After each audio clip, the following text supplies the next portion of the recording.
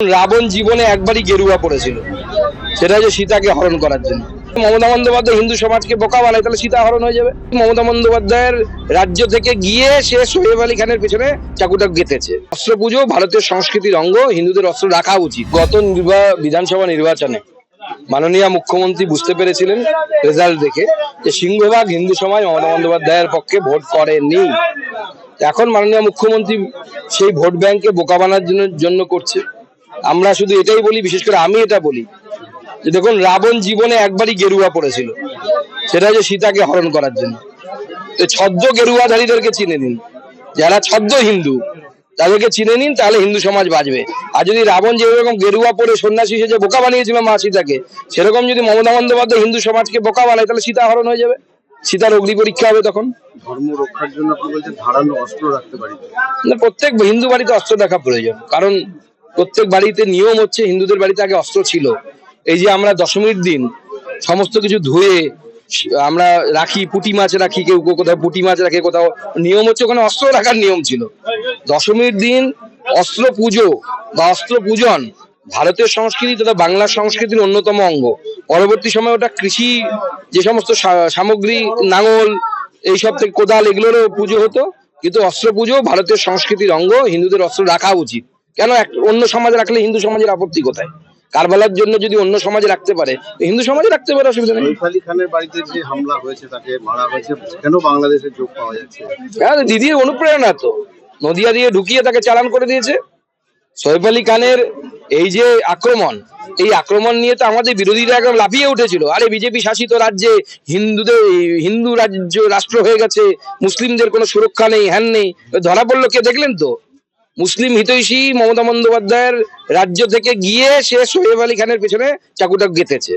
মমতা বন্দ্যোপাধ্যায়কে তো সবার ধরা উচিত। এখন আমাদের যারা ইন্ডি জোট, সোকল্ড ইন্ডি জোট আছে, সেই ইন্ডি জোটের লোকেদের তখন মমতা বন্দ্যোপাধ্যায়কে হাত তোলা উচিত। উত্তরপ্রদেশে এনকাউন্টার নিয়ে কথা হয়, কিন্তু গোয়ালপুরে যে রেজ্জাকে এনকাউন্টার করা হয়েছে এবং তার এক সঙ্গীকে গ্রেপ্তার করা হয়েছে। দেখুন, আমি এটাকে স্বাগত জানাবো এবং আমি দেখে খুশি হয়েছি যে পশ্চিমবঙ্গ পুলিশ গুলি চালাতে পারে।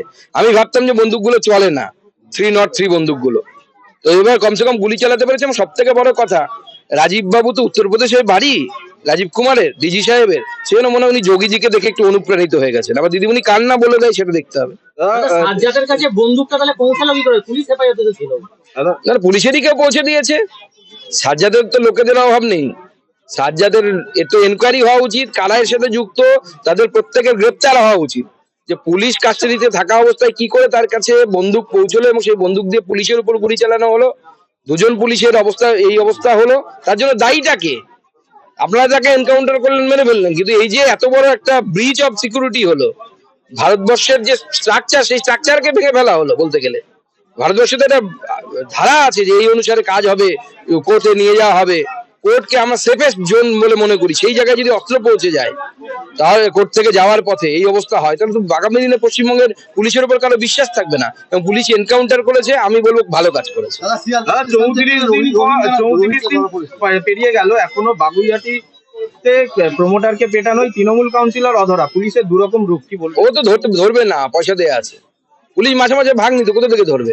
যে টাকাটা ও তুলতো তার ভাগের মাল তো যেত পুলিশের কাছে। পুলিশের ক্ষমতা আছে নাকি?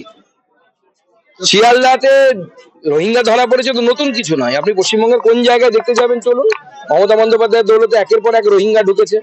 পুরো শওকত মোল্লা থেকে শুরু করে শেখ শাহজাহান থেকে শুরু করে এরা মাছের ভেরির পাশে পাশে রোহিঙ্গা বসিয়েছে। আপনি ক্যামেরা নিয়ে যেতে পারবেন না, গেলে আপনাকে খুন করে দেবে। রোহিঙ্গা বসিয়ে রেখেছে, যাদেরকে ভোটের সময় ইউজ করে মমতা বন্দ্যোপাধ্যায়। কলকাতাতে আসুন, সল্টলেকে রোহিঙ্গাদের বস্তি বসিয়েছে মমতা বন্দ্যোপাধ্যায়। আপনি আসুন গঙ্গার ধার দিয়ে উত্তর কলকাতার এলাকা, বিস্তীর্ণ এলাকা, সেখানে রোহিঙ্গা আছে। মমতা বন্দ্যোপাধ্যায় এই লাস্ট 10 বছরে বস্তি তৈরি হয়ে গেছে। মমতা বন্দ্যোপাধ্যায় চেষ্টা করছেন রোহিঙ্গাদেরকে এনে, বাংলাদেশ থেকে মুসলিমদেরকে এনে পশ্চিমবঙ্গে হিন্দুদেরকে সংখ্যালঘিষ্ঠ করার জন্য, অর্থাৎ সংখ্যালঘু করে মুসলিম সমাজকে সংখ্যাগুরু করার চেষ্টা করছে। বর্ডার পাহারা দেয় বিএসএফ, সেখানে কোনো ল্যাক আছে কি? দেখুন, বর্ডার পাহারা, আমাদের বর্ডার তো পোরাস বলতে আমাদের ফেন্সিং হয়নি। ফেন্সিং কেন হয়নি? মমতা বন্দ্যোপাধ্যায় জায়গা দেয়নি বলে। দায়িত্ব রাজ্য সরকার, জায়গা দিন, ফেন্সিং হয়ে যাবে, তাহলে রোখা যাবে। আর পুলিশের সহযোগিতা ছাড়া কোনো বর্ডার সিকিউরিটি ফোর্স, পৃথিবীর কোনো বর্ডার সিকিউরিটি ফোর্স কাজ করতে পারে না। পুলিশের সহযোগিতা পাওয়া যায় না।